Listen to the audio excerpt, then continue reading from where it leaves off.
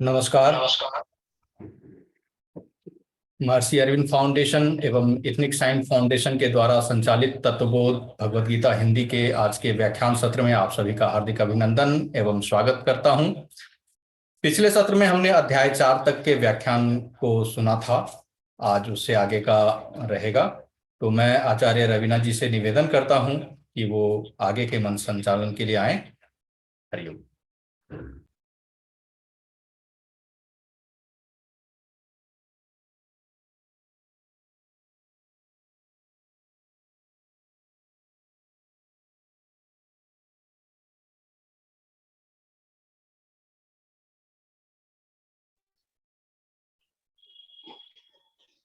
आप सभी को पुनः मेरा प्रणाम अभिनंदन है भगवद गीता के इस सत्र में। और जैसा कि आप सबको विदित है कि हम लोगों ने चौथा अध्याय कंप्लीट कर लिया है और आज हम 5वें अध्याय में प्रवेश करेंगे। तो हमेशा की तरह प्रार्थना से आज के इस सत्र का प्रारंभ करते हैं भगवद गीता के।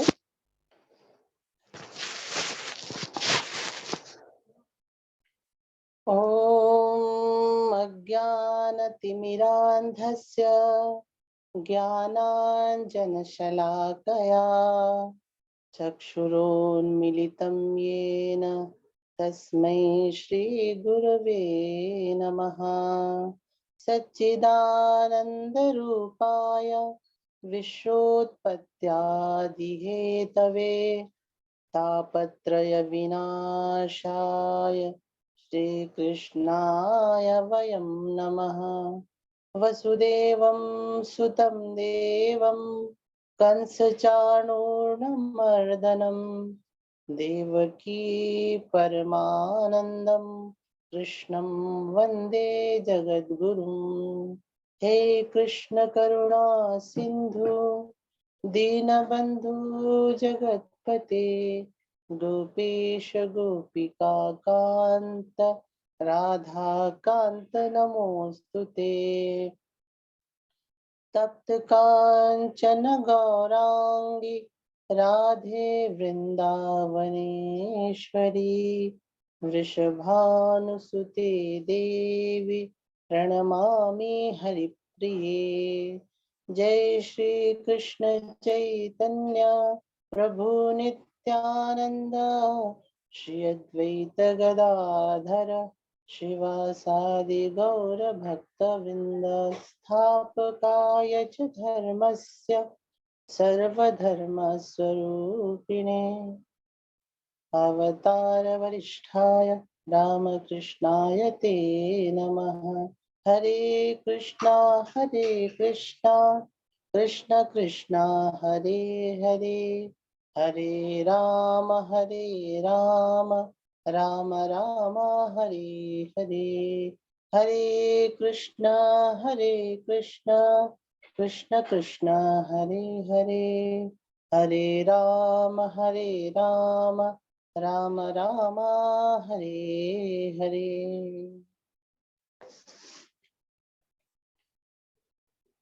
तो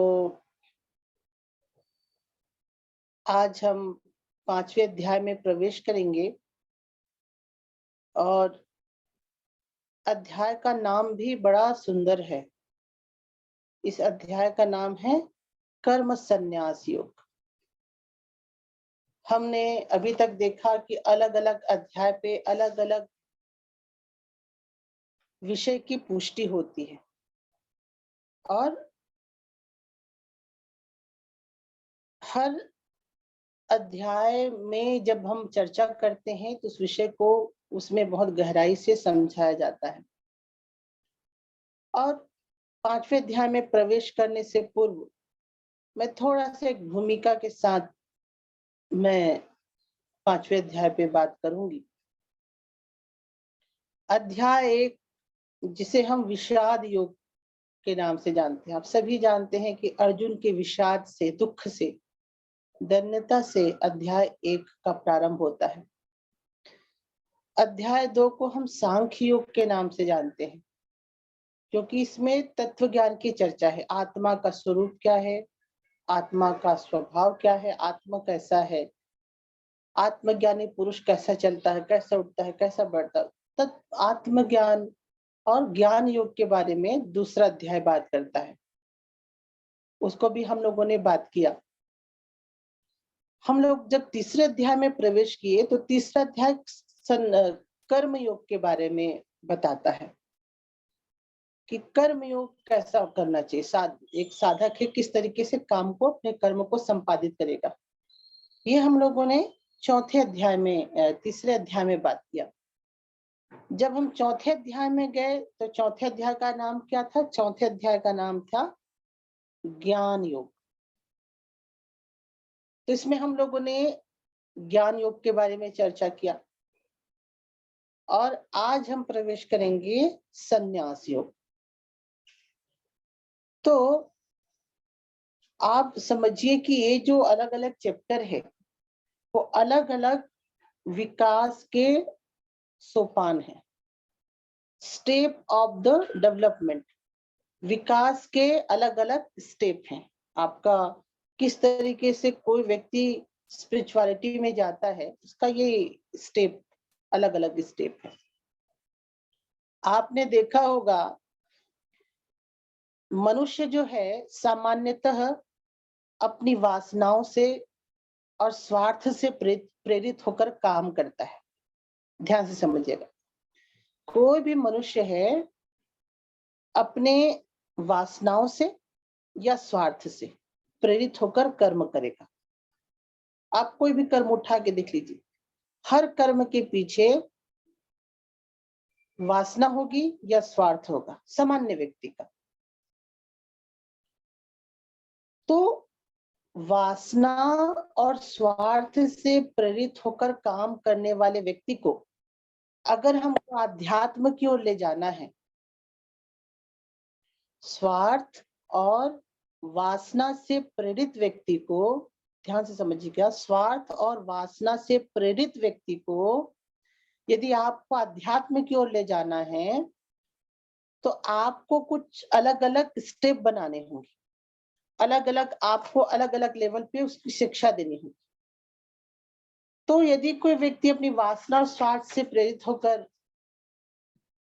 कर्म कर रहा है और जब वह साधना की ओर झुकता है, ऐसा व्यक्ति, हम जैसे व्यक्ति जो स्वार्थ और वासना से प्रेरित होकर कर्म करते हैं, और जब कभी हम साधना की ओर झुकते हैं तो सबसे पहले हमको क्या समझाया जाता है? पहले हमको समझाया जाता है कि देखो भैया, अब तक तुमने तो स्वार्थ और वासना से होकर काम कर रहे थे, प्रेरित होकर काम कर रहे थे, अब भी कर्म करो, अब भी काम करो, लेकिन उस काम को भगवान से जोड़ने की चेष्टा करो, उस काम को यज्ञ की भावना से करो, उस काम को ईश्वर समर्पित बुद्धि से करो। तो जब पहला व्यक्ति, हम जैसे सामान्य व्यक्ति साधना के पथ में घुसता है, प्रवेश करता है, तो सबसे पहले उसको यही समझाया जाता है कि काम करना छोड़ो मत, जो तुम्हारा काम है करो, क्योंकि तुम सांसारिक व्यक्ति हो, पर उस काम को भगवान से जोड़ने का कोशिश करो, उस काम को ईश्वर अर्पित बुद्धि से करने की कोशिश करो, उस काम को यज्ञ भाव से करने की कोशिश करो। और यही हम देखते हैं तीसरे अध्याय में बताया गया। तीसरे अध्याय में भगवान बहुत ऊंची ऊंची बात नहीं करते। तीसरे अध्याय में भगवान बताते हैं कि अर्जुन, जो तुम कर्म करना चाहते हो उस कर्म को 3 तरीके से करो। तीन पहला है भगवान से जोड़ने की चेष्टा करो, दूसरा है ईश्वर समर्पित बुद्धि से करो, और तीसरा है यज्ञ की भावना से करो। तो ये तीसरे अध्याय में भगवान उसकी शिक्षा देते हैं। क्यों शिक्षा देते हैं? क्योंकि वो जानते हैं कि एक सामान्य मनुष्य की क्या क्या कमजोरी है। एक पहला स्टेप हुआ। और जब हम ईश्वर समर्पित बुद्धि से काम करना शुरू करते हैं, जब हम यज्ञ की भावना से काम करना शुरू करते हैं, जब हम अपने कोई भी काम को भगवान से जोड़कर काम करने की करना शुरू कर देते हैं, तब हम चौथे अध्याय में प्रवेश करते हैं, 4th चैप्टर में। तो चौथा अध्याय क्या कहता है कि अब तक तो आपने भगवान को जोड़ के काम किया, अब भगवान को जोड़ के काम नहीं करना है। अब किसको जोड़ के काम करना है? अब जो आप काम करेंगे, समस्त कर्मों को ज्ञान पर आधारित करने की शिक्षा देते हैं।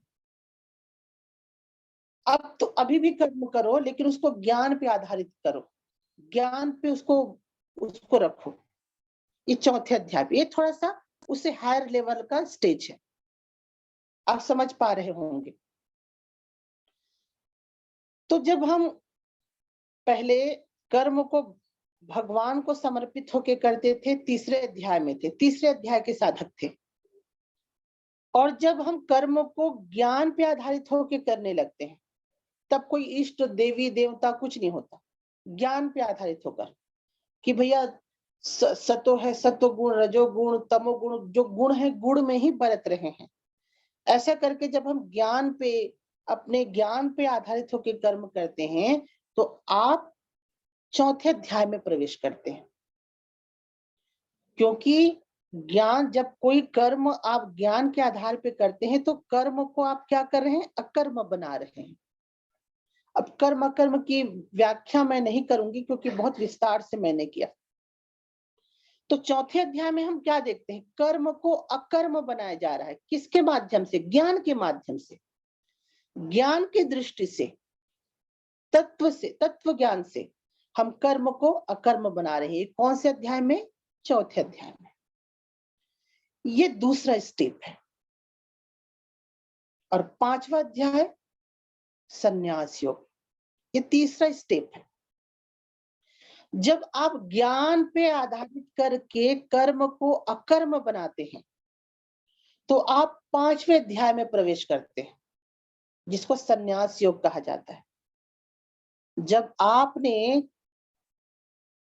चौथे अध्याय में कर्म को अकर्म बनाने का जब तरीका आप जान लिए, ज्ञान से, ज्ञान की दृष्टि से ही पूरी दुनिया को आप देख रहे हैं, तो आप 5वें अध्याय में प्रवेश करेंगे, जिसका नाम है संन्यास योग।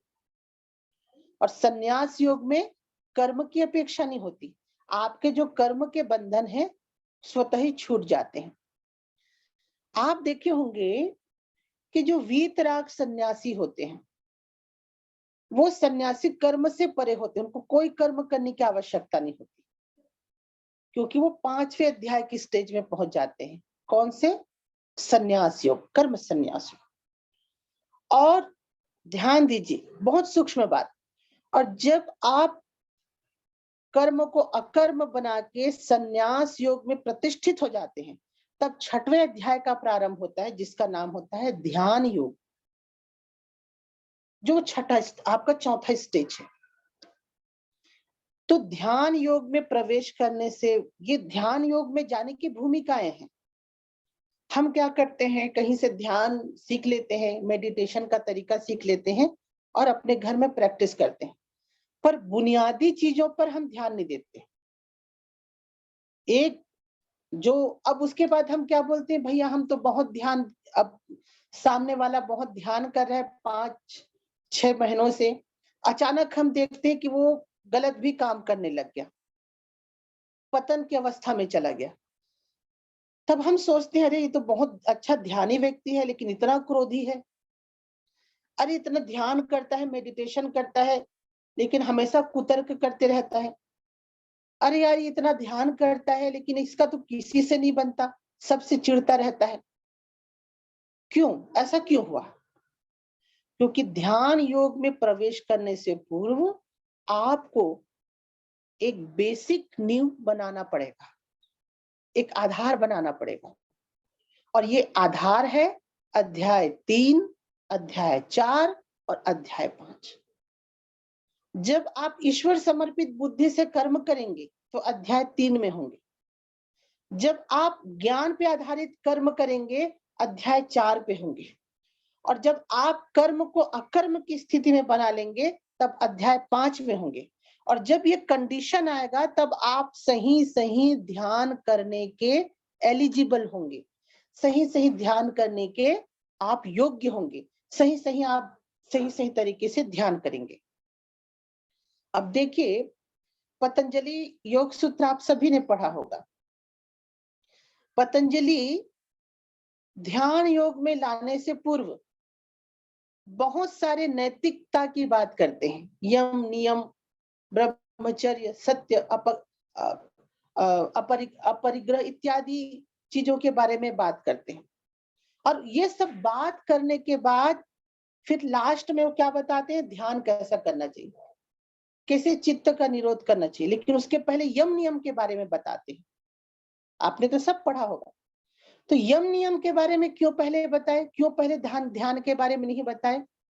कारण ये था क्योंकि ध्यान में जाने से पहले आपको कुछ योग्यताएं आपके जीवन में होनी चाहिए, तभी आपका ध्यान प्रतिष्ठित होगा, तभी आप उस ध्यान को संभाल पाओगे।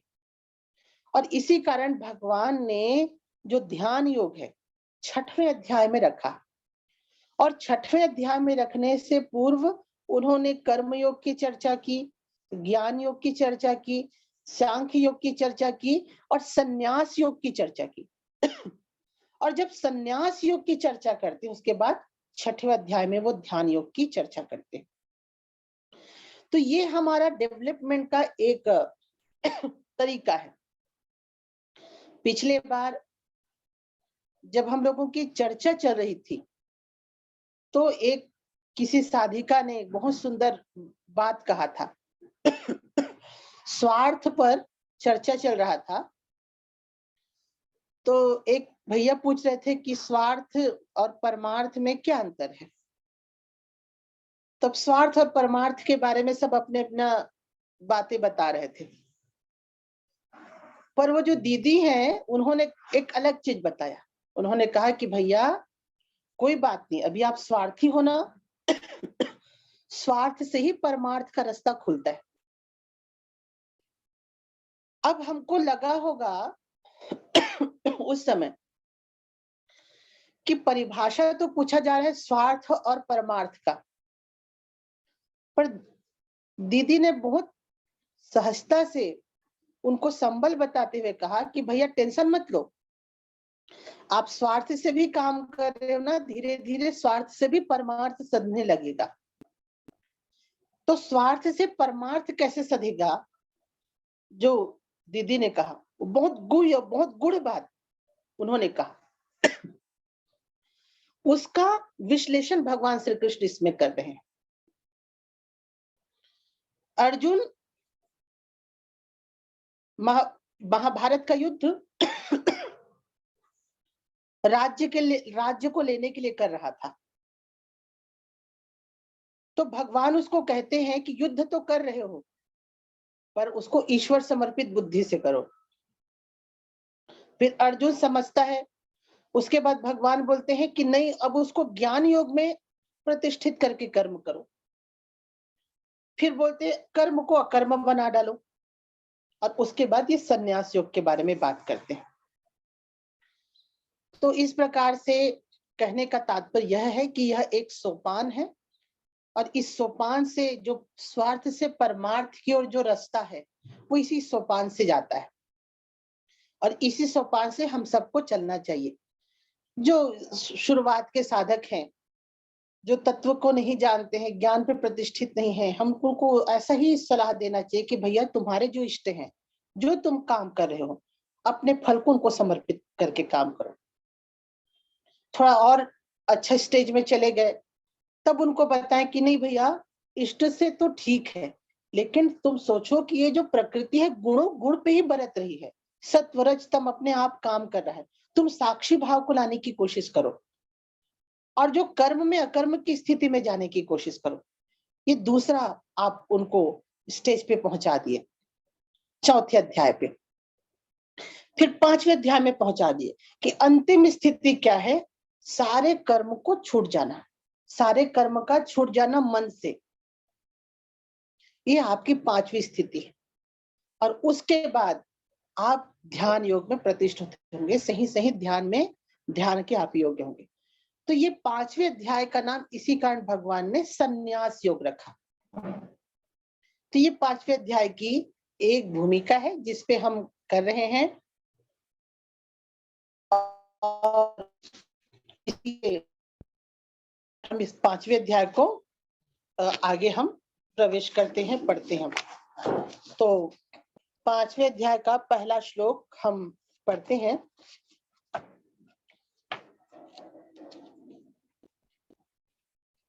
अर्जुन पूछता है, संन्यासं कर्मणां कृष्ण पुनर्योगं च संशसि यच्छ्रेयं एतयोरेकं तन्मे ब्रूहि सुनिश्चितम्। अर्जुन भगवान को पूछते हैं कि भगवान, तुम कह रहे हो कि परम लक्ष्य क्या है? अकर्म की स्थिति में पहुंच जाना। तुम कहते हो परम लक्ष्य संन्यास है, सब चीजों को त्याग हो जाना चाहिए। ये तुम कह रहे हो कि ये परम लक्ष्य है, यहां तक हमको पहुंचना है। अब जब तुम इस चीज को बता रहे हो तो फिर मुझको कर्म करने के लिए आप क्यों कर रहे हो? कर्म करने के लिए आप मेरे को क्यों प्रेरित कर रहे हो? भगवान से अर्जुन इस तरीके का प्रश्न पूछते हैं। तो उसके बाद भगवान उसका उत्तर देते हैं। भगवान कहते हैं, श्री भगवान उवाच संन्यासः कर्मयोगश्च निःश्रेयसकरावुभौ तयोस्तु कर्म संन्यासात् कर्मयोगो विशिष्यते। भगवान कहते हैं कि अर्जुन, संन्यास परम है, पर कर्म संन्यास की अपेक्षा कर्मयोग मेरे दृष्टि से ठीक है। भगवान उसका उत्तर देते हैं। 4थे अध्याय में भगवान कहते हैं, अकर्म में जाओ, अकर्म जाओ, एकदम साक्षी भाव, तुम्हारे कर्म से विरक्ति हो, कर्म तुमको बांध ना पाए। और यहाँ पे भगवान कहते हैं कि कर्म संन्यास भी श्रेष्ठ है, लेकिन फिर भी मेरे मत से कर्म योग ज्यादा अच्छा है। तो अर्जुन के इस प्रश्न का उत्तर भगवान श्री कृष्ण दे देते हैं। क्यों दे देते हैं? कर्मयोग क्यों श्रेष्ठ है? अगर कोई व्यक्ति संन्यास लेता है, कर्म बंधनों से मुक्त हो जाता है, तो परम अवस्था तक है। लेकिन भगवान की दृष्टि से कर्मयोग इस कारण श्रेष्ठ है क्योंकि भगवान बहुसंख्यकों को ध्यान में रखकर बात कर रहे हैं। अब देखिए, आपको दिल्ली जाना है, तो दिल्ली आप ट्रेन से भी जा सकते हैं, दिल्ली आप बस से भी जा सकते हैं, दिल्ली आप एरोप्लेन से भी जा सकते हैं। बस भी दिल्ली ले जाएगी, ट्रेन भी दिल्ली ले जाएगी, और आपका हवाई जहाज भी आपको दिल्ली ले जाएगी। पर यदि मैं निर्धन व्यक्ति को, कोई गरीब व्यक्ति है, उसको हवाई जहाज से जाने वाला यदि मैं रास्ता बताऊं, तो क्या उसका लाभ मिलेगा? बिल्कुल नहीं मिलेगा, क्योंकि वो जो गरीब व्यक्ति है उसके अंदर वो पात्रता नहीं है, उसके पास इतने पैसे नहीं है कि वो फ्लाइट का टिकट ले और दिल्ली जाए। मैं उसको ये बोल सकती हूँ कि भैया आपको दिल्ली जाना है तो आप ट्रेन पकड़ के दिल्ली चले जाओ। ट्रेन में भी उसको बताऊंगी कि आप जनरल बोगी में चले जाओ, क्योंकि आपके पास पैसे नहीं है। तो हमने क्या देखा कि दिल्ली जाने के लिए भले हवाई जहाज हो, भले ट्रेन हो, भले बस हो, लेकिन यदि कोई गरीब व्यक्ति हमको पूछता है तो हम उसको हवाई जहाज का रास्ता नहीं बताएंगे कि एयरपोर्ट कहाँ है, एयरपोर्ट का टिकट कहाँ मिलता है। हम उसको बताएंगे कि ट्रेन का टिकट कहाँ मिलता है, रेलवे स्टेशन कहाँ है। तो इसी कारण से ये क्या है, ये जो कर्म योग है इसमें पात्रता की आवश्यकता होती है। हम सब ज्ञान योग भले ही हम डिस्कशन करते हैं, बात करते हैं, पर ज्ञान योग का जो अधिकारी बनना सहज नहीं है। ज्ञान योग के रास्ते पे ईश्वर तक पहुंचना बहुत कठिन है, दुष्कर है। तो इसी कारण हम क्या करेंगे, हम ट्रेन के मार्ग से जाएंगे। तो ट्रेन का मार्ग क्या है? कर्म योग का मार्ग है। इसी कारण कई लोग बोलते हैं कि भगवान ने कहा कि सन्यास, अर्जुन जब पूछता है कि सन्यास और कर्म योग में श्रेष्ठ कौन है, तो भगवान कहते हैं कर्म योग श्रेष्ठ है। तो इसका मतलब ये नहीं है कि भगवान संन्यास योग का उपेक्षा कर रहे हैं। चौथे अध्याय में संन्यास योग को परम कहा गया है, सबसे हाई स्टेज कहा गया, अकर्म की स्थिति, जहां आपको कोई कर्म करने की आवश्यकता नहीं। लेकिन अकर्म की स्थिति हायर स्टेज होने के बावजूद भी भगवान कर्म योग को करने के लिए इसी कारण बोल रहे हैं क्योंकि हम निर्धन हैं, हम हवाई जहाज से दिल्ली नहीं जा सकते, हमको ट्रेन के मार्ग में से जाना पड़ेगा। तो इसी कारण भगवान बहुसंख्यक, जो बहुसंख्यक लोगों की पात्रता है उसको ध्यान में रखकर वो कहते हैं कि हाँ, हवाई जहाज मतलब संन्यास योग भी ठीक है, हवाई जहाज से भी दिल्ली जाना ठीक है, लेकिन मेरी दृष्टि से सहज सरल सबसे अच्छा है कि आप कर्म योग रूपी ट्रेन से आप दिल्ली जाओ। तो ये जो दिल्ली जो मैं बोल रही हूँ, ये उस ब्रह्म तक जाने की बात है, जिसको मैं एक सिंपल उदाहरण से समझाने की चेष्टा करूं। तो कर्म योग को भगवान श्रेष्ठ इसी कारण उन्होंने कहा कि कर्म योग की जो साधना है वो ज्यादा सहज है ज्ञान योग की साधना से, संन्यास योग से, पर श्रेष्ठ दोनों हैं। और हम कर्म योग के माध्यम से हम भगवान में जा सकते हैं। कर्म योग क्या है? अपने कर्म को ईश्वर समर्पित बुद्धि से काम करना, या फिर यज्ञ की भावना से काम करना, या फिर निष्काम भाव से काम करना, बिना स्वार्थ राग द्वेष से परिचालित हुए बिना काम करना, इसको हम क्या कहते हैं? कर्म योग कहते हैं। तो ये पहला मार्ग है। क्यों? क्योंकि ये सहज है, सरल है। दूसरा है जो कर्म योग है वो साधकों के लिए ज्यादा आसान है, ज्यादा आसान है। सहजता से साधक किसको कर सकते हैं, क्योंकि जो बहुसंख्यक लोगों के लिए हितकर है भगवान उसी का ही उपदेश दे रहे हैं। ठीक है, अगर आप भगवान का श्रीमद् भागवत का 11 स्कंद पढ़ेंगे जिसमें उद्धव के साथ चर्चा हुआ, वो भी भगवान ने, देखिए भगवान ने ज्ञान दो व्यक्तियों को दिया, एक अर्जुन को दिया और एक उद्धव को दिया। तो जो उद्धव को जो ज्ञान देते हैं 11 स्कंध में, वो तत्व ज्ञान की बात करते हैं, ज्ञान योग के बारे में बात करते हैं। और अर्जुन को जो ज्ञान दिया वो गीता में कहते हैं। पर आप देखेंगे कि श्रीमद् भागवत का 11 स्कंद उतना प्रसिद्ध नहीं हुआ जितना महाभारत का ये भगवत गीता प्रसिद्ध हुआ। भगवान दोनों में ही उपदेश दिए, उसमें उद्धव को देते हैं, इसमें अर्जुन को देते हैं। दोनों तत्व ज्ञान की बात है। पर यदि हम प्रसिद्ध बहुसंख्यक लोगों में, बहुसंख्यक में किसको ज्यादा मान्यता मिला, बहुसंख्यक किसको ज्यादा पढ़ाई करते हैं, बहुसंख्यक किसको ज्यादा प्रमाण मानते हैं, तो आप देखेंगे कि भगवत गीता को माना जाता है, भागवत के 11 स्कंद को नहीं माना जाता, जबकि वहां पे भी भगवान ने प्रवचन दिया। क्यों? क्योंकि भगवत गीता का जो प्रवचन है वो बहुसंख्यक लोगों के लिए, और 11 स्कंद में उद्धव को जो ज्ञान देते हैं वो अल्पसंख्यक ज्ञानियों के लिए है। तो देखिए ज्ञान का भी पात्रता होती है। तो जो बहुसंख्यक जिसको संभल पाए, पचा पाए, उसी चीज को भगवान देते हैं। एक और उदाहरण, जैसे उस समय में हवाई जहाज का उदाहरण दी, एक उदाहरण, एक सामान्य उदाहरण और आपको देती हूँ। मान लीजिए एक दवा, कोई भी मेडिसिन है, वो 99% लोगों को फायदा कर रही है, कोई बीमारी पे 99% लोगों को फायदा कर रही है, बीमारी वही है। और जो दूसरा मेडिसिन है वो 1% लोगों को फायदा कर रही है, सेम बीमारी सेम है, लेकिन 99% को फलाना बीमारी ठीक कर रही है, परसेंट लाभ पहुंचा रही है, और 1% दूसरी दवा 1% व्यक्तियों को लाभ पहुंचा रही है।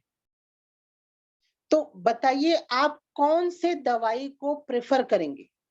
99% लोगों को फायदा पहुंचाने वाली दवाई को प्रिफर करेंगे या फिर 1% लोगों को फायदा करने वाली दवाई को प्रिफर करेंगे? कौन सी दवाई को प्रिफर करेंगे? तो यदि आपको पूछे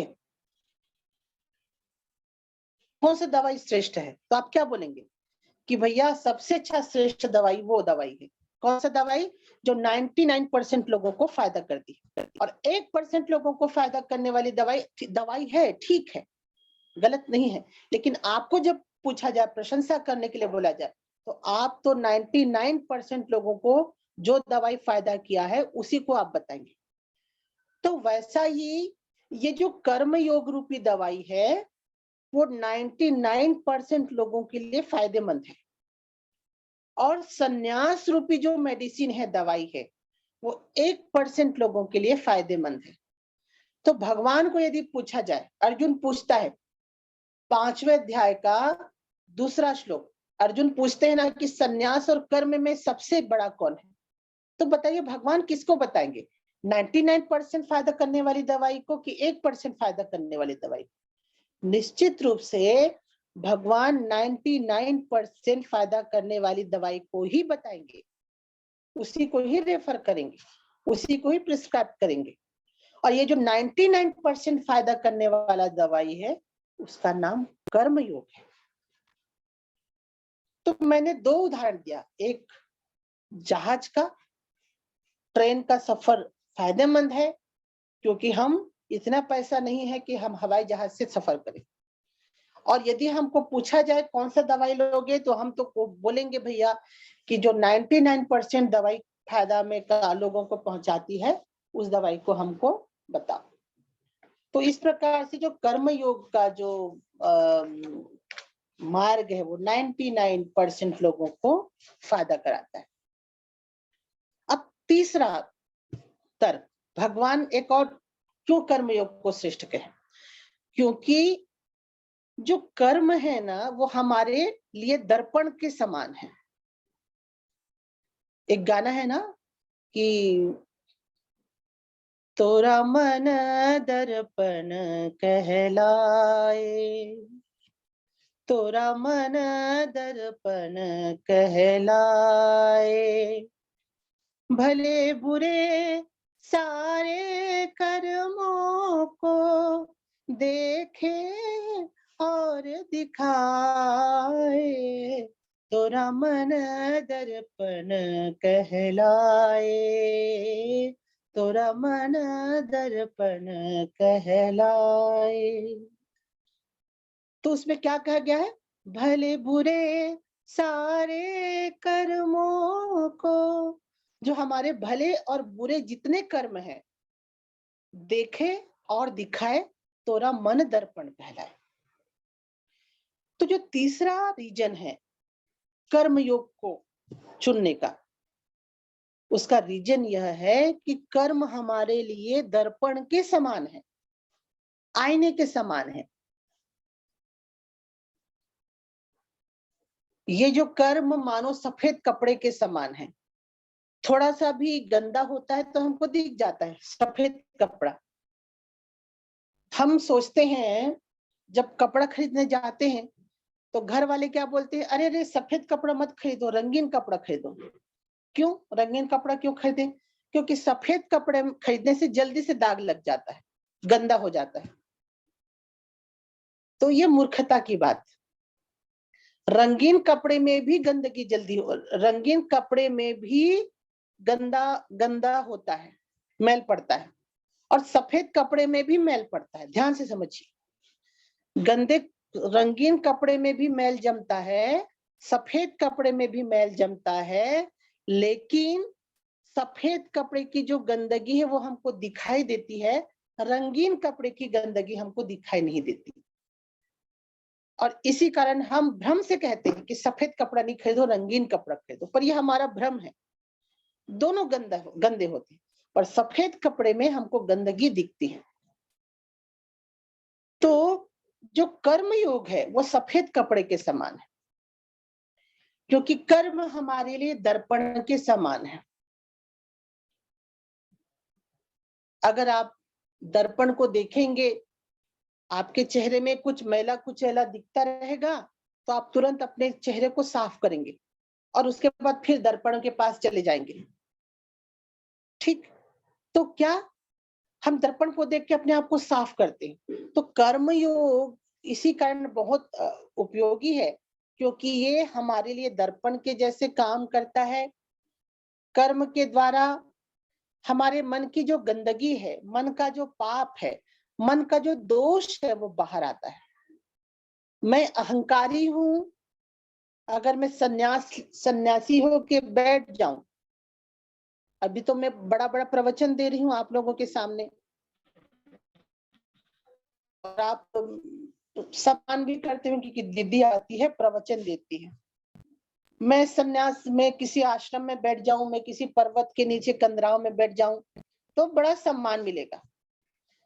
लेकिन पता चला जब मैं आप लोगों के साथ काम करना शुरू की तो पता चला मैं ही सबसे ज्यादा अहंकारी हो गई, मैं ही सबसे ज्यादा गुस्सा कर रही हूँ, मैं ही सबसे ज्यादा दोषारोपण कर रही हूँ, ईर्ष्या कर रही हूँ, जलन कर रही हूँ। तो सन्यास में ये होता है कि कई बार हम अपने आप को नहीं पहचान पाते, लेकिन जब हम कर्म करते हैं तो कर्म के द्वारा हमारी मन की जो गंदगी है, मन का जो पाप है, मन का जो दोष है वो बाहर आता है। क्योंकि कर्म अकेले नहीं होता, समझिए, कर्म अकेले नहीं होता, कर्म के लिए आपको समूह में रहना पड़ता है, और जब समूह में रहना पड़ता है तो असलियत आपकी पता चलती है कि आप कितने पानी में हैं। अब मैं जंगल चले जाऊं, हिमालय चले जाऊं, उत्तराखंड चले जाऊं, किसी से मिलूं नहीं, तो मैं कैसी हूं मुझको पता नहीं चलेगा। लेकिन जब मैं समूह में रहना शुरू करूंगी, आप लोगों के साथ रहना शुरू करूंगी, तब मेरा नेचुरल जो स्वभाव है, मेरी जो स्वाभाविक प्रवृत्ति है उसको मैं जान पाऊंगी ना।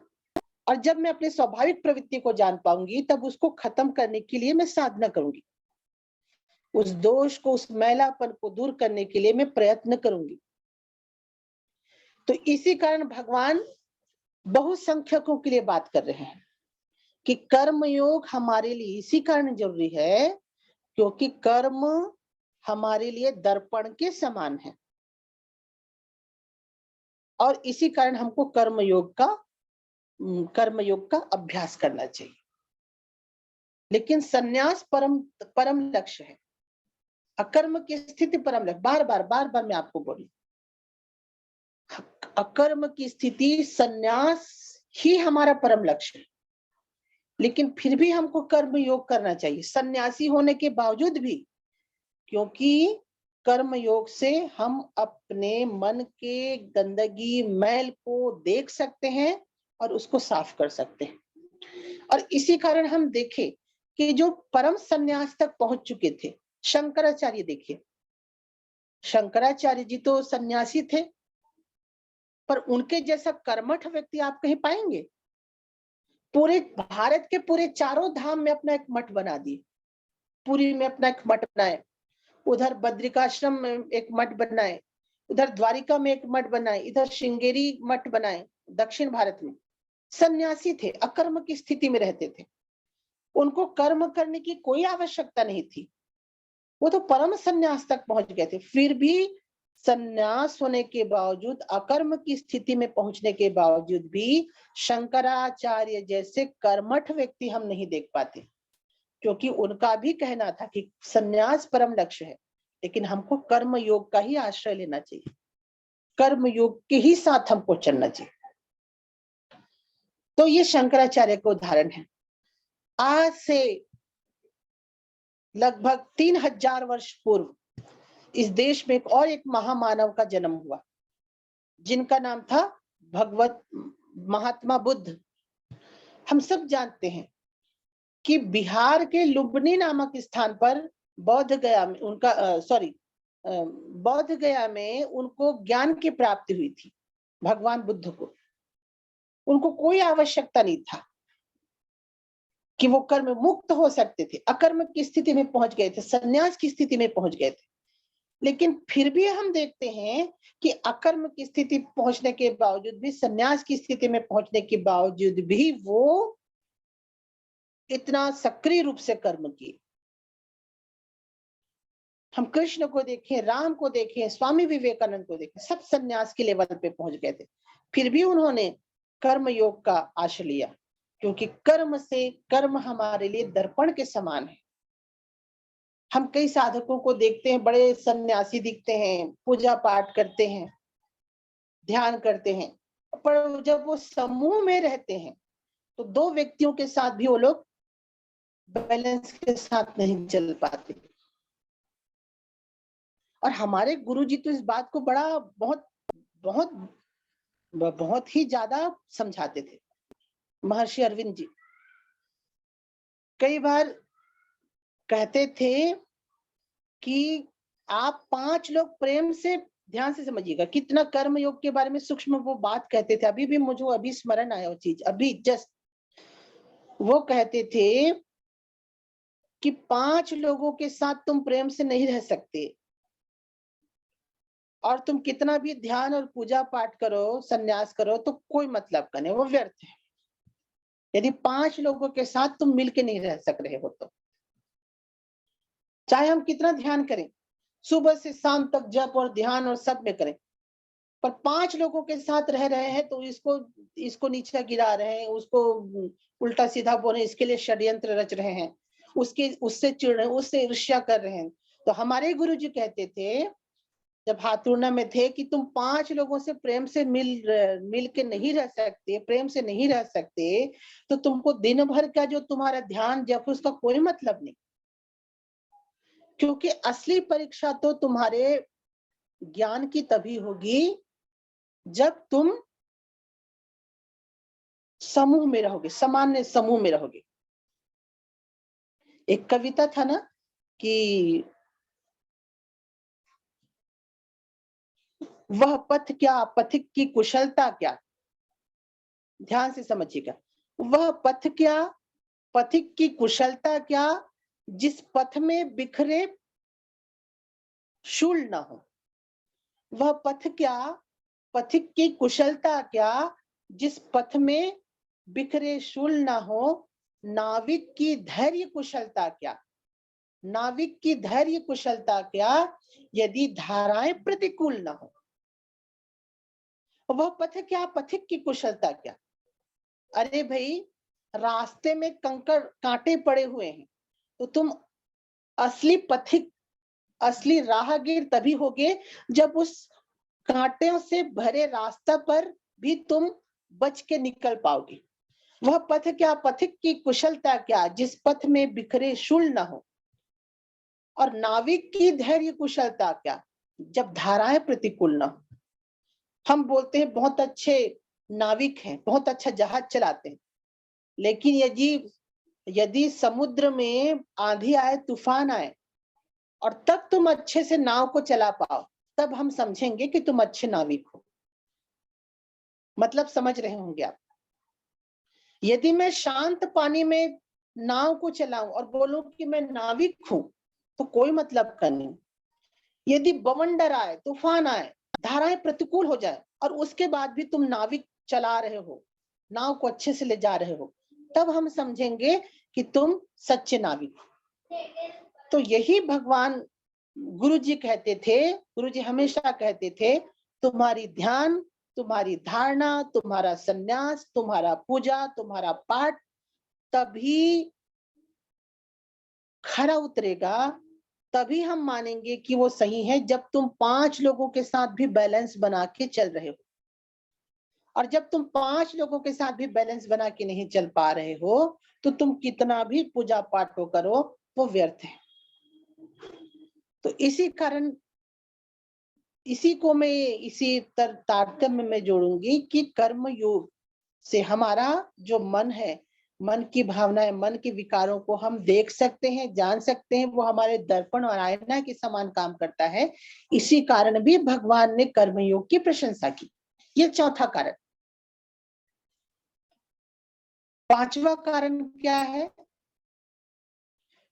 पांचवा कारण है लोक संग्रह हेतु भी कर्मयोग श्रेष्ठ है। लोक संग्रह के लिए हमको लोगों को भी तो दिखाना है ना। समाज में हम आए हैं, 60 साल 70 साल रहेंगे, उसके बाद एक दिन मर जाएंगे, चले जाएंगे, ये हमारा जीवन होना चाहिए क्या? ऐसा नहीं होना चाहिए। हमको ऐसे कर्म करना चाहिए जो लोगों को, हमारी पीढ़ियों के भी पीढ़ियों को प्रभावित करते रहे। आज भी भगत सिंह लोगों को प्रभावित कर रहे हैं क्योंकि उन्होंने लोक संग्रह के लिए काम किया। आज भी क्या बोलते हैं, जो बड़ी बड़ी राजनीतिक पार्टियां हैं, आप देख भीमराव अंबेडकर जी आज भी लोगों को प्रभावित कर रहे हैं क्योंकि उन्होंने लोक संग्रह के लिए काम किया। आज भी गांधी जी लोगों को प्रभावित कर रहे हैं क्योंकि उन्होंने लोक संग्रह के लिए काम किया। तो भगवान पांचवें कारण कहते हैं कि कर्मयोग इस कारण से भी श्रेष्ठ है क्योंकि कर्मयोग से लोक संग्रह होता है। सामान्य जन सन्यासी के अधिकारी व्यक्ति का उच्च मानसिक भाव नहीं समझ पाते। वे उनके मात्र बाहरी हाव भाव को ही देख पाते हैं। उनके व्यक्तित्व से प्रभावित होकर उसी प्रकार का अनुसरण करने की वो चेष्टा करते हैं। तो ये सामान्य व्यक्ति के लिए खतरे की बात हो सकती है। तो इसी कारण लोक संग्रह भी हमको करना है कि मैं जो काम की हूं वो मेरे पीढ़ी से आने वाले पीढ़ी को वो प्रेरित करता रहे, आने वाली पीढ़ी मेरे जीवन से समझे। अगर मैं सन्यास ले लूं, उत्तराखंड में बैठ जाऊं, हिमालय पर्वत और सन्यास लेके मैं मुक्त भी हो जाऊं और मेरा शरीर भी चला जाए, तो इससे क्या फायदा? इससे मैं सामान्य व्यक्ति को क्या फायदा पहुंचा रही हूँ? मैं तो एक प्रकार से ये भी स्वार्थपना है कि मैं गई और तपस्या की, साधना की और मुक्त हो गई। मैंने कौन सा लोक संग्रह का काम किया? मैंने कौन से लोगों को प्रेरित किया? मैं कौन से लोगों को राह दिखाई, रास्ता बताई? तो हम इस समाज में आए हैं तो हमारा एक दायित्व भी है, कर्तव्य भी है कि हम लोगों को रास्ता बताएं, लोगों को सही मार्ग पर लेके चले। इस कारण से भी कर्मयोग करना चाहिए। इस कारण से भी सन्यास की भगवान ने कहा कि सन्यास और कर्मयोग की बात हो तो मैं कर्मयोग को पहले चुनूंगा, क्योंकि कर्मयोग से लोक संग्रह होता है, लोगों को प्रेरणा मिलती है, लोगों को मोटिवेशन मिलता है। तो ये 5 कारण है जिसके कारण भगवान ने कर्मयोग की प्रशंसा की। पहला कारण मैं पुनः बोलूंगी, पहला कारण है कि जो कर्मयोग है वो सबसे सुलभ है और ज्ञान योग, संन्यास योग है, उसके लिए पात्रता की आवश्यकता होती है, उसके एलिजिबिलिटी की आवश्यकता होती है, जो हमारे अंदर नहीं है। इस कारण से भी कर्मयोग श्रेष्ठ है। रीजन नंबर 1, क्योंकि हम ज्ञान योग और संन्यास योग के पात्र नहीं हो सकते। हम सामान्य व्यक्ति हैं, हम सामान्य बुरे अच्छे बुरे चीजों से घिरे पड़े। तो इसी कारण से भी हमको, चूंकि हमारे पास योग्यता नहीं है, उस बहुत संख्यकों की मैं बात, इस कारण से भी हमको कर्मयोग करना चाहिए। रीजन नंबर 1, जिसमें मैंने रेलगाड़ी का उदाहरण दिया। रेलगाड़ी मतलब हम सहज हैं भैया, सामान्य लोग हैं, हमारे पास इतना औकात नहीं है कि हम संन्यास योग रूपी हवाई जहाज से दिल्ली जा सके। दूसरा रीजन यह है कि जो कर्म योग है वो ज्यादा लोगों को फायदा करती है, संन्यास योग है वो कम लोगों को फायदा करती है। जिसमें मैंने दवाई का उदाहरण दिया कि कर्म योग रूपी जो मेडिसिन है वो 99% लोगों को फायदा करती है और संन्यास रूपी जो दवाई है वो 1% लोगों को फायदा करती है। इस कारण से भी हमको, इसी कारण फायदे की दृष्टि से, क्योंकि इसमें हमको ज्यादा लोगों को फायदा कर रहा है, ज्यादा लोग उससे फायदा हो, इस कारण से भी हमको कर्मयोग करना चाहिए। ये रीजन नंबर 2। रीजन नंबर 3 है कर्मयोग क्यों करना चाहिए, क्योंकि कर्मयोग क्या है, हमारे लिए दर्पण के समान है। जैसे मैंने कहा कि हम अकेले कमरे में जब ध्यान करेंगे तो हम अपने चरित्र का निर्माण नहीं कर सकते, हम अपने बुराई को नहीं पता कर सकते, पर जब हम समूह में रहेंगे, लोगों के साथ रहेंगे, तब हमको पता चलेगा कि एक्चुअल में मेरा स्वभाव कैसा है, एक्चुअल में मेरा, जो मैं अपने आप को इतना आध्यात्मिक हूँ, भगवत गीता पे इतना लेक्चर दे रही हूँ, ये तो तभी मैं सही व्यक्ति हूँ कि नहीं, ये तो मैं लोगों के साथ रहने से पता चलेगा। इस कारण से कर्म चूंकि हमारे लिए दर्पण के समान है, इसी कारण कर्मयोग करना चाहिए। ये रीजन नंबर 4 है। और 5वां है लोक संग्रह। चूंकि हम इस दुनिया में आए हैं, तो हमारा कर्तव्य है, दायित्व है कि हम दूसरे लोगों को भी धरोहर के रूप में कुछ दे के जाए। हम जंगल में जाके संन्यास ले सकते हैं, पर इससे गरीब व्यक्ति को कोई फायदा नहीं पहुंचेगा, इससे सामान्य व्यक्ति को कोई फायदा नहीं पहुंचेगा। लेकिन यदि मैं कर्मयोग का अभ्यास करूं और मैं तत्व ज्ञान तक पहुंचूं, मैं उस परम तत्व तक पहुंचूं, तो मेरे को देखकर लाखों लोगों को मोटिवेशन मिलेगा, मुझे देखकर लाखों लोग प्रेरित होंगे, मैं लाखों लोगों के लिए आदर्श व्यक्ति बनूंगी। हम बोलते हैं मेरे आदर्श कौन, मेरे आदर्श फलाना है, क्योंकि उन्होंने हमारे सामने रहकर अपने जीवन के माध्यम से हमको सिखाया। तो हम चूंकि इस दुनिया में आए, तो हमको भी लोगों को सिखाना चाहिए। इसी कारण भी कर्मयोग का मार्ग हमको चुनना चाहिए, ना कि संन्यास योग का। तो ये 4 कारण है। और इसी कारण भगवान श्री कृष्ण क्या कहते हैं दूसरे श्लोक में, कर्म कहाँ रखी पुस्तक को, इसलिए किसी कारण भगवान कहते हैं संन्यासः कर्म योगश्च निःश्रेयः करवावुभौ तयोस्तु कर्म संन्यासात् कर्मयोगो विशिष्यते। भगवान कहते हैं कि अर्जुन, जो कर्म संन्यास है और कर्म योग है, दोनों ही श्रेष्ठ हैं, दोनों ही उत्तम हैं। लेकिन फिर भी से मैं तुमको संन्यास लेने से अच्छा कर्मयोग को करने की बात कहूंगा। कर्मयोग मेरे दृष्टि से श्रेष्ठ है। क्यों श्रेष्ठ है, इसका 4 कारण आपको हमने बताया। तो भगवान ये जो 4 कारण को आश्रय रखकर, 4 कारण को सोच करके ही अर्जुन को कहते हैं कि अगर संन्यास और कर्मयोग की बात पड़े, तो हमको कर्मयोग का ही मार्ग चुनना चाहिए। और उसके बाद भगवान ने एक तत्व की बात और कही, जो दोनों लोगों के लिए लागू होता है। भगवान ने कहा, ज्ञेयः स नित्य सन्यासी यो न द्विष्टति न कांक्षति निर्द्वंदो हि महाबाहो सुखम बंधात् प्रमुच्यते। भगवान उसके बाद अर्जुन को कहते हैं कि अर्जुन तू कर्मयोग में जा। क्यों कर्मयोग में जा? 4 कारण। कर्मयोग क्यों श्रेष्ठ है? 4 कारण, 4 प्रकार की बातें। और भगवान कहते हैं कि जो कर्मयोगी है वह भी सन्यासी है। ऐसा मत समझो कि वो सन्यासी नहीं है, वह भी सन्यासी है। क्योंकि भगवान कहते हैं क्यों सन्यासी है, क्योंकि जो कर्मयोगी व्यक्ति होता है वो द्वेष और आकांक्षा से रहित होकर काम करता है। हम देखिए दुनिया में 2 चीजों से प्रेरित होकर काम करेंगे, या तो किसी से जल के काम करेंगे, अरे वो इससे क्या मैं भी करूंगा, उसने मेरे लिए अपने घर में कार लाया, मैं भी कार लाऊंगा, उसके घर में एसी है, मैं अपने घर में एसी लगाऊंगा। तो हम देखना हमारा मोटिवेशन क्या है इसमें, द्वेष की भावना। और दूसरा मोटिवेशन का हमारा रीजन क्या होता है, राग। राग का मतलब होता है आसक्ति की भावना, स्वार्थ की भावना। अरे ये मिल जाए तो मेरे को ज्यादा सुख मिलेगा, वो मिल जाए तो मेरे को ज्यादा सुख मिलेगा। तो हमारे जो कर्म है मुख्य रूप से उसके 2 ही प्रेरणा होते हैं, या तो राग या तो द्वेष, या तो स्वार्थ या तो जलन, जिसको कह सकते हैं।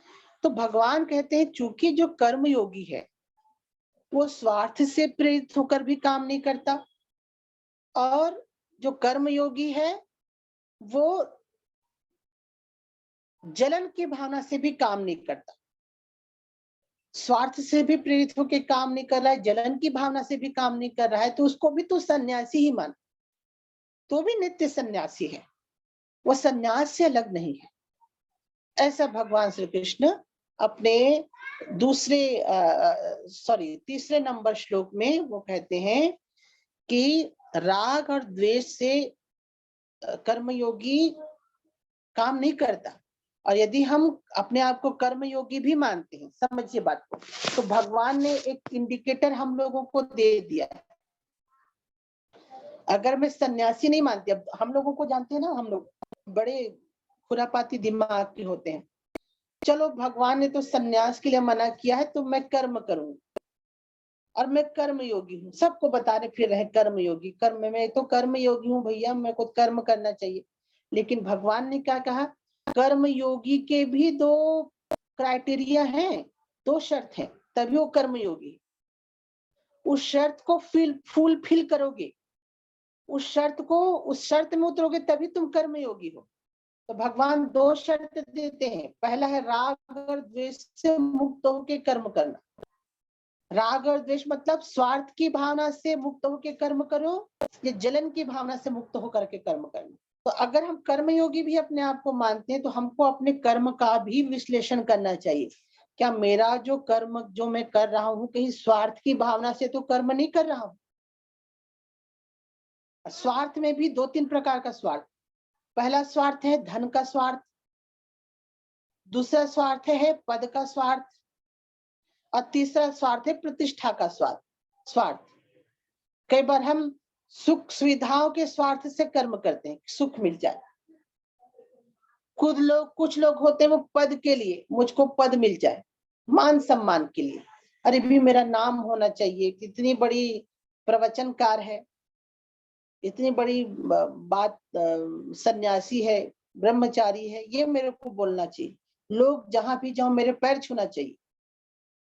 तो अगर मैं प्रतिष्ठा के भाव से भी, मान सम्मान के भी भाव से मैं कर्म कर रही हूं, तो भगवान के हिसाब से वो कर्मयोगी नहीं है। कर्मयोगी भगवान के हिसाब से वह है जो बिना किसी स्वार्थ के प्रेरणा से काम कर रहे हैं। उसके कर्म के पीछे जो मोटिवेशन है वो स्वार्थ नहीं होना चाहिए, चाहे मान सम्मान हो, चाहे पद हो, धन हो, कुछ भी हो। और दूसरा इंडिकेटर भगवान क्या देते हैं, जलन, द्वेष, जलन की भावना से, अरे वो तो पहला आया तो हमको भी पहला आना चाहिए, अरे उसको तो ये काम मिल रहा है तो हमको भी वो काम करना चाहिए, उसको ये सुविधा मिले, मेरे पास भी होना चाहिए, मेरे पास भी कार आना चाहिए। तो दूसरा जो इंडिकेटर भगवान क्या दिए हैं, द्वेष। ये जो द्वेष भी हमारे लिए कर्म का मोटिवेशन नहीं होना चाहिए, प्रेरणा नहीं होना चाहिए। और ये यदि दोनों चीजें आपके जीवन में काम करने के लिए मोटिवेशन नहीं है, तब आप समझिए कि आप सही कर्मयोगी हैं, कर्मयोग के उसमें जा रहे हैं। तो भगवान कहते हैं कि यदि आप राग और द्वेष, ये दो प्रकार के द्वंद्व हैं, इन दोनों द्वंद्वों से आप मुक्त होकर कर्म कर रहे हो, तो भगवान कहते हैं ऐसे कर्मयोगी को भी नित्य सन्यासी मानना चाहिए, नित्य सन्यासी मानना चाहिए। तो ये आज का प्रसंग है, आज की बातें हैं। और कर्म और सन्यास में वही बात है कि कर्मयोग जो होता है उसमें सब कुछ तुम ही होता है, सब कुछ भगवान को समर्पित होकर किया जाता है, मेरा कुछ भी नहीं। ऐसा करके करके करके करके सब कुछ तुम हो, सब तुम हो, सब तुम हो, सब तुम्हारा है, सब तुम्हारा है, सब कुछ तुम्हारा है। ऐसा करते करते हम इतने छोटे हो जाते हैं कि माया का बंधन हमको नहीं बांध पाता है, नहीं बांध पाता, छोटा हो जाता है माया का रस्सी। और ज्ञान योग क्या होता है, हम अपने आप को इतना विस्तार कर लेते हैं, सब कुछ मैं हूँ, आकाश, सूर्य, चंद्र, तारे, ब्रह्मांड, आकाश गंगा, सब मेरा ही स्वरूप है। हम आपको इतना विशाल कर लेते हैं, तो भी माया का जो रस्सी है हमको बांध नहीं पाता। तो कर्म योग में हम अपने आप को बहुत छोटा बनाते हैं, बहुत सूक्ष्म बनाते हैं, ताकि माया का रस्सी हमको मत बांध पाए। और ज्ञान योग में हम अपने आप को इतना विशाल बनाते हैं कि माया का रस्सी हमको बांध नहीं पाए। लेकिन यदि सुविधा बोली जाए तो बड़ा बनाना थोड़ा सा कठिन है और अपने आप को सूक्ष्म बनाना ज्यादा सरल है। इसी कारण से यदि ज्ञान और कर्म की बात कही जाए तो भगवान कहते हैं कि कर्म योग छोटा सूक्ष्म बनने की साधना ज्यादा सहज है विशाल बनने से। तो ये और ये जो चीजें हैं वो बहुसंख्यकों को लेके बात कही गई। ऐसा मत मानिएगा, बार बार करूं कि भगवान का यही उपदेश है। भगवान ने भगवत गीता का जो उपदेश है वो बहुसंख्यक लोगों के लिए कहा है। और जो कर्म संन्यास के जो योग्य व्यक्ति हैं उनको संन्यास ही लेना चाहिए, उनको कर्म इत्यादि बंधनों में नहीं पड़ना चाहिए, उनको संन्यास का ही आचार विचार नियमों का पालन करना चाहिए। तो इस पे और भी डिटेल है, इस पे और भी चर्चा करने की जरूरत है। आप किसी भी कंक्लूजन पे मत पहुंचिए, क्योंकि ये 5वां अध्याय बहुत ही गहन, बहुत ही सूक्ष्म और बहुत ही ज्यादा चिंतन करने योग्य अध्याय है। तो अगले सत्र में हम इस पे और भी चिंतन करेंगे। आपने मुझे शांति से सुना, और चूंकि समय भी खत्म हो रहा है तो प्रार्थना के साथ आज के सत्र का हम यहीं पे समापन करते हैं। ओम पूर्णमद पूर्णात् पूर्णमुदच्यते पूर्णस्य पूर्णमादाय पूर्णमेवावशिष्यते। ओम शांति शांति शांति।